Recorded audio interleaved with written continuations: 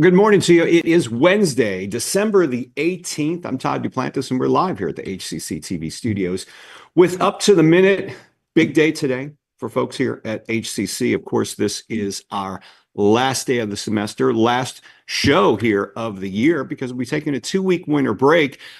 We won't return to campuses until the 2nd of January, well into the new year. And we won't be broadcasting new episodes of this show until our first day of classes on the 13th. So it's a special day, a lot going on today across the district. And I know there's a number of parties that are happening, or I should say meetings that may contain food and some sodas as well. Dr. Lana Pagao from the Northwest College, I know, will be attending one of those meetings later today, right? That's right. I will be in a very productive meeting this afternoon.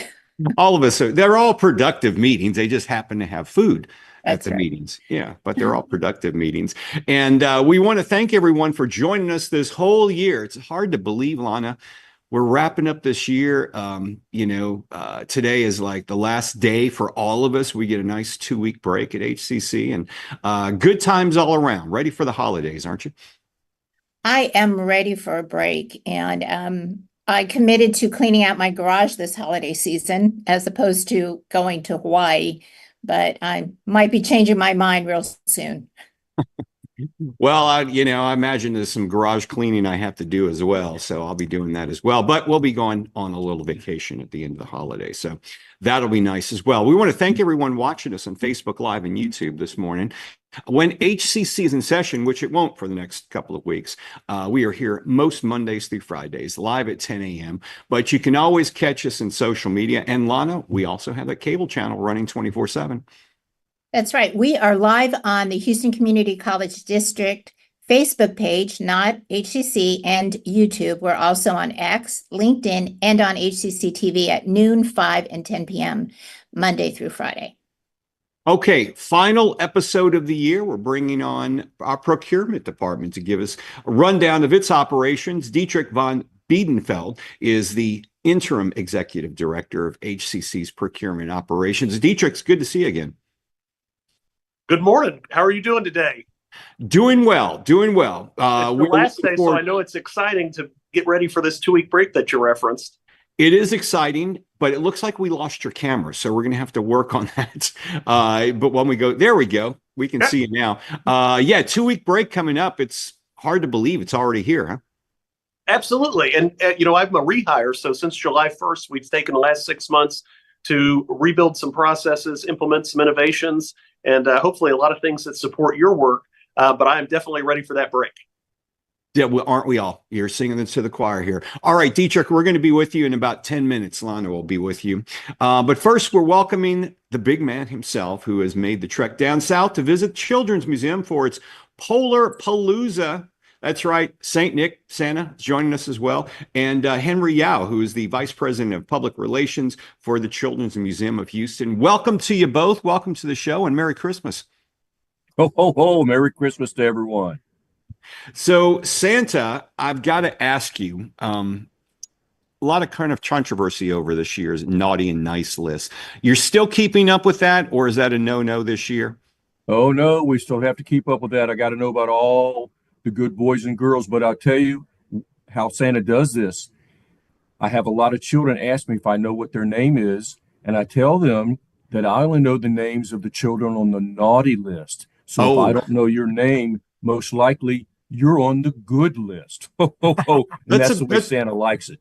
That's a pretty good one. I'll go with that one as well. Henry, tell us about the Polar Palooza. You guys always have a lot going on year round, but this must be a special time of year for you guys. It is an amazing time. So we're basically celebrating 3 weeks of our winter break. And what makes it super, super exciting and unique is that we're going to have snow at the museum for those 3 weeks. Ho, ho, ho. So we've got snow that they can actually go see, because we very rarely see snow in person here in Houston in Christmas. Not that it doesn't happen, because I remember maybe 20 years ago, we had snow here in Houston on Christmas Day, which was pretty cool. Right. But they can go to the museum, see some snow, and you've also got some theme days as well, right? Yes, so as part of our Polar Palooza, it's our theme umbrella for several different events that we're going to have at the museum.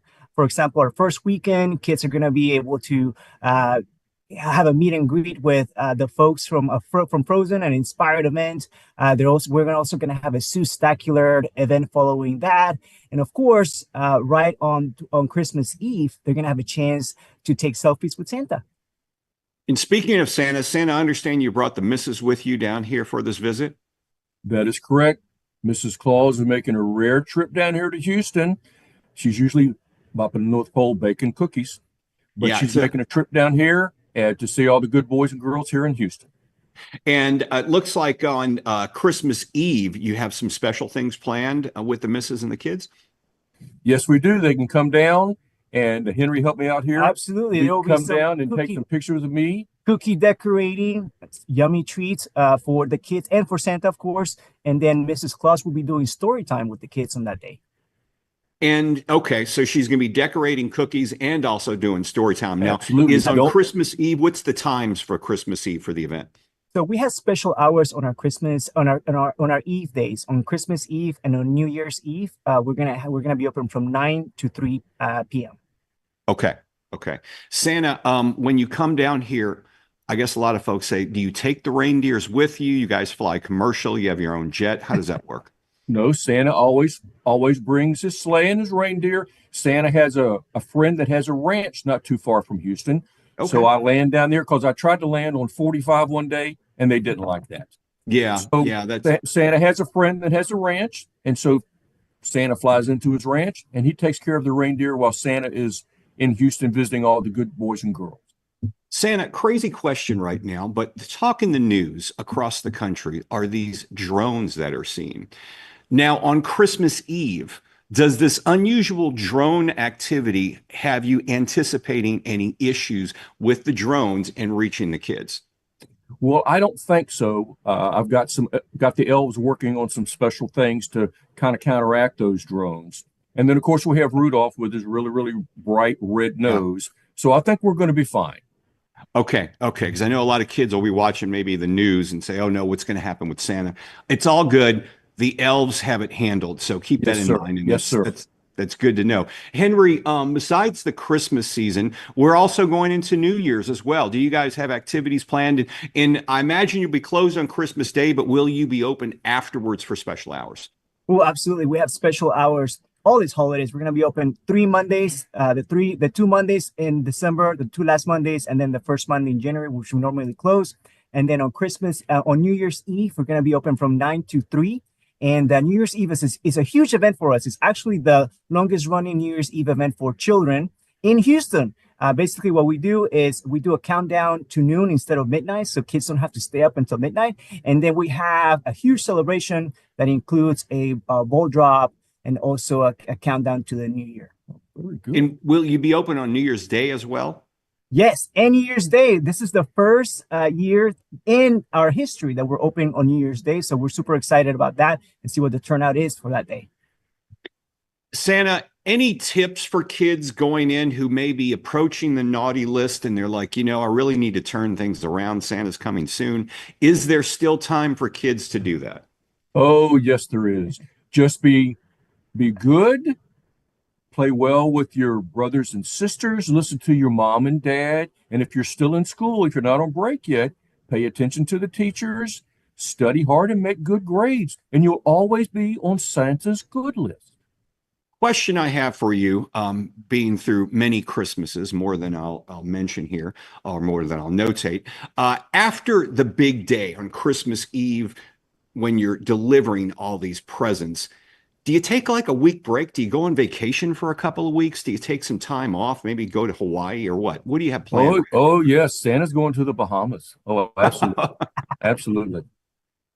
That's cool. All right. And hopefully you'll have a great time in the Bahamas, Santa. We appreciate all you do, Santa, year round, and good luck. I know you got a busy time of year coming up for you. Henry, yes. How long have you been with the museum now? You've been there for quite some time, haven't you? Yes, I am finishing my 18th year.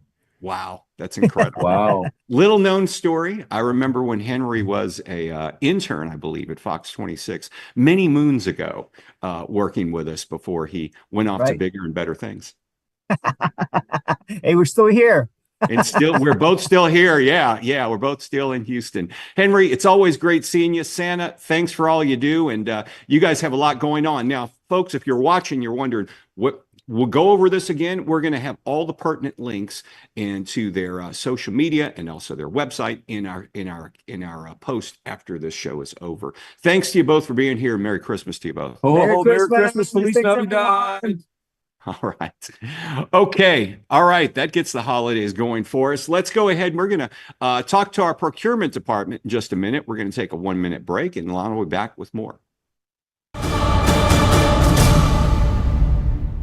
At Houston Community College, we make your lessons matter. Open the door to real-world education, where passions become careers.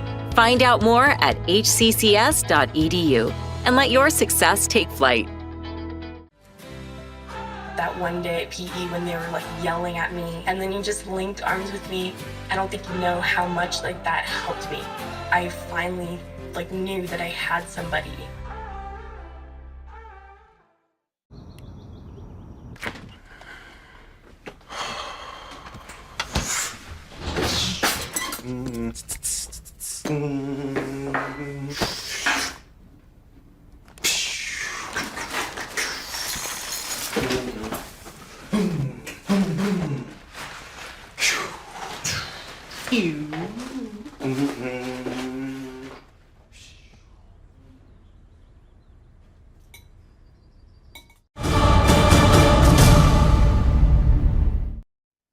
And we are back with Dietrich von Biedenfeld, the interim executive director for HCC's procurement operations, which is kind of like our North Pole. He's kind of like our Santa here at HCC. Welcome to this show, Dietrich. Good morning. Thanks for having me. Absolutely. So let's begin with a brief description of the role and importance of procurement, because I think it's a mystery to a lot of people. They may not even know what procurement means. Absolutely. And public procurement operates in a unique space of stewardship of public dollars. Students are paying tuition.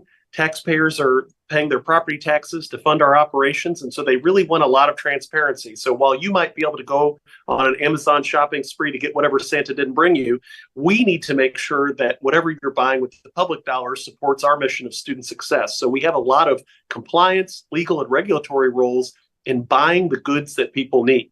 There's a lot of supply chain elements to this too, such as lead times. And then, of course, those specific needs identification. We don't want to buy 95 octane fuel for Santa. Santa needs reindeer feet. So procurement operations operates to help end users, client departments, students get the tools they need, textbooks and other resources, and make sure they're the right tools at the right time and hopefully for the right price. Great. So what are some of the key achievements of procurement? Well, we've recently again won the National Association of Excellence in Procurement Award. We continue to win Champions of Small Business Awards through our phenomenal small business unit.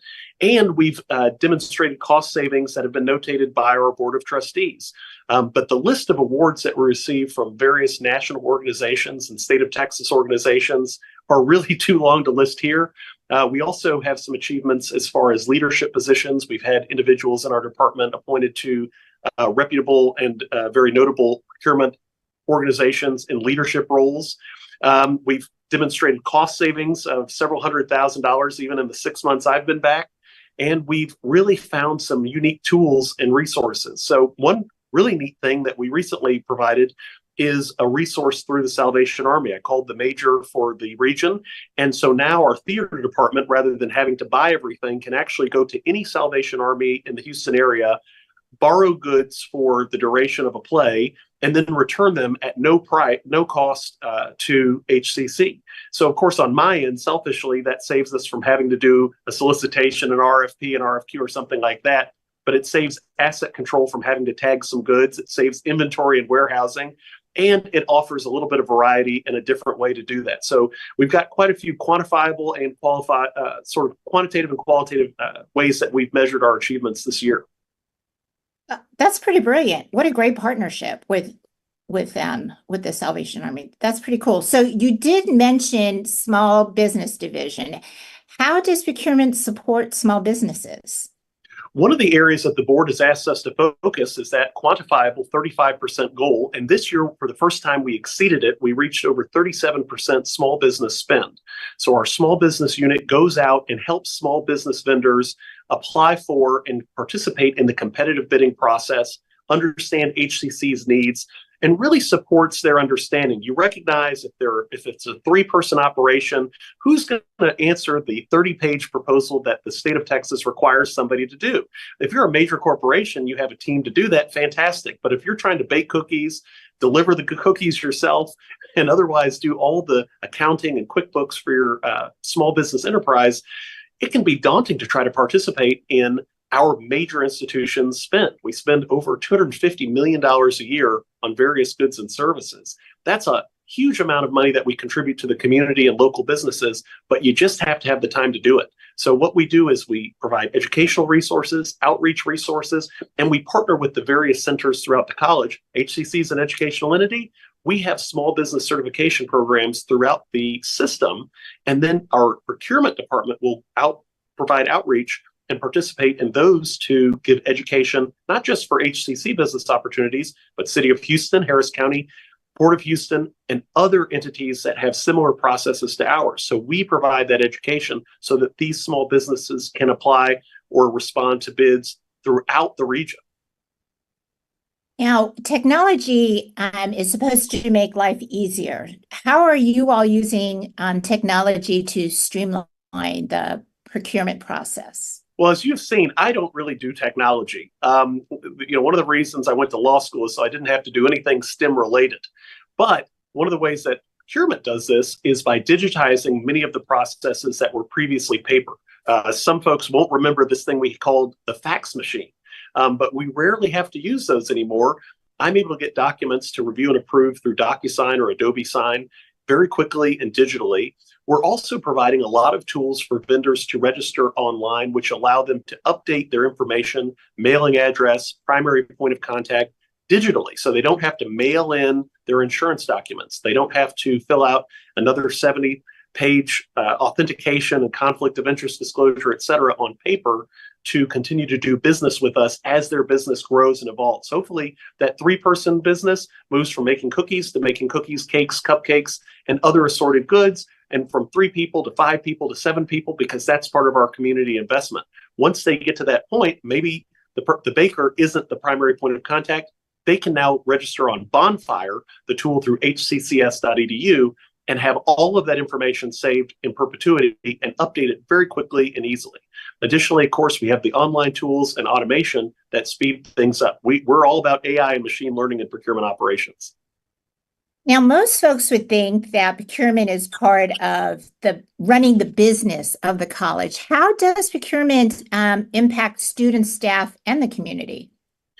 A number of ways. In addition to providing educational outreach through our various units and training that prepare businesses, again, not just to respond to procurement opportunities with HCC, but any public entity in the region, we provide that training. We also have student internships. So we've reinstituted, since I returned, a student internship. We actually have a student worker, and we're partnering with the logistics and other operational program units of HCC to draw students in for real-time internships, for job experience, and even for tours and training, just to see what we do. Come in, shadow our department, and see if this is a career that you might like, because there's nothing like experience to learn that.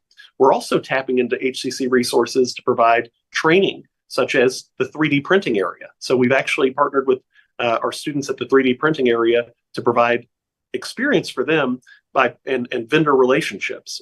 We coordinate vendor internships and include, the list is very long, but one of the key aspects of some of our solicitations is we encourage our responding vendors, so any company that wants to do business with us, to build in an internship plan. How are you going to hire and promote HCC students within your company? Do you have some sort of work with computers or AI that you could draw on one of our centers to help produce that work? Is it a lab? Are you collecting hazardous waste? We have biology students who can help you track and record that. So vendors responding to our formal solicitations are encouraged to provide a plan to hire or provide internships for HCC students. And of course, all of this money stays in the region. So rather than sending money to Tennessee or California, Texas businesses are really the emphasis of our spend. Great. So we have about a minute left. Can you tell us future goals for procurement?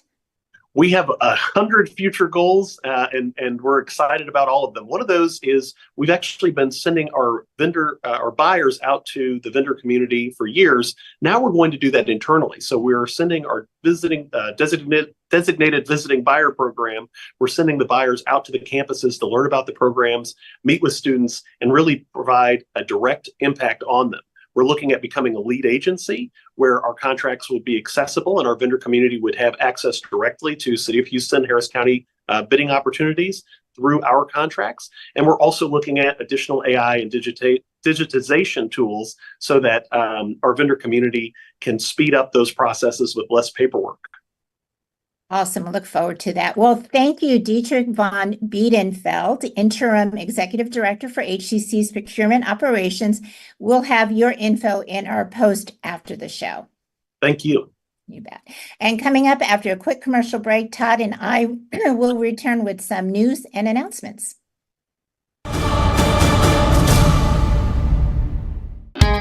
At Houston Community College, we make your lessons matter. Open the door to real-world education, where passions become careers. Find out more at hccs.edu and let your success take flight.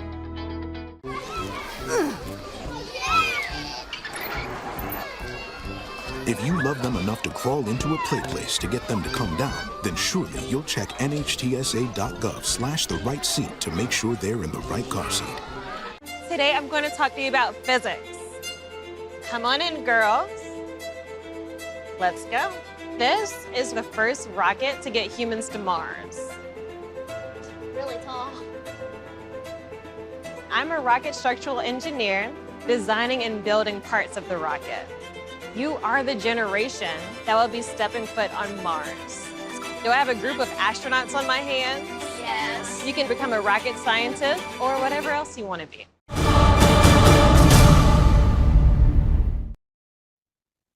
Welcome back to Up to the Minute. I'm Todd Duplantis, and we are wrapping up this year with some announcements that'll affect you before today's end of day or early in January. NISOD nominations are happening. And don't forget that HCC is again seeking outstanding, engaging, and innovative full-time staff and faculty for its NISOD Excellence Awards. Any HCC faculty or staff can nominate a colleague, or self-nominations are also accepted, I should say. Deadline for nominations, noon, January 10th. 2025, which is really not that far away. The criteria and forms are on the post after this show. And the HCC Police Department is hiring, Lana. That's right. HCC Police, they want you. They're having a hiring fair in January. And the HCC Police Department is hosting a hiring fair next month, January 2025. When we return from winter break, and that is 8 a.m. to 2 p.m. Saturday, January 11th at HCC's West Loop Campus Auditorium. Check out our post after the show for more information. HCC is proud to be a military-friendly college and wants to encourage students to use their military education benefits for continuing education and also credit courses. They can also combine their military benefits with financial aid to make their education very affordable. Check our post after the show for more information there. And don't let the cost of college hold you back. Financial aid's available.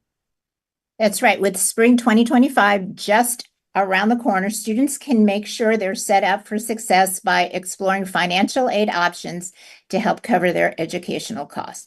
From grants and scholarships to loans and work study programs, there are resources available to help cover costs. So don't let finances or lack thereof hold you back. Check out our post after the show for registration information. And as we mentioned at the top of the show, college closes for our winter break. That's right. HCC is closing for winter break at the end of the day today. We'll be off for 2 weeks, returning on January the 2nd. This show, Up to the Minute, we will not be back on the air till January 13th. That is the first day of classes. So we're going to have a bit of a break. We'll be here, though, behind the scenes working. So make sure you enjoy your time off. Registration's underway, Lana, and there are 5 ways to learn, but they need to get on it because classes aren't that far away. That's right. Registration for spring semester is ongoing with classes being offered online on a schedule, hybrid, in person, and with a hybrid lab. So to learn more about HCC programs, start dates, and options to cover costs, go to hccs.edu/apply. So Lana, you said that garage cleaning is in your holiday forecast. Yes, we've just been putting stuff in the garage and making little paths so we can actually maneuver around. But I'll tell you what, I am disappointed that Santa's going to the Bahamas this year, because usually we see him the day after Christmas, hanging loose and surfing in Waikiki. Yeah, that's always been on his list from what I understand. I guess he's trying to shake it up this year. But the Bahamas are great place to go anytime of year. Absolutely. So is Hawaii as well. I'll be bundling up and heading to England and Ireland at the end of the year. So tough for you. I'm yeah, so it would sorry. be a nice little vacation. So, but we won't be back till January 13th with this show. Of course, the college will reopen on January 2nd. Make sure, though, you have a safe holiday season. Alana, thank you for being here this year as the co-host on Wednesdays and filling in for us. And I hope you have a wonderful holiday season with friends and family. Thank you so much, and be safe and enjoy your British holiday. That should All be right. fun. Yep. Thanks. Thanks, everyone. Happy holidays. Happy New Year. We'll see you in 2025.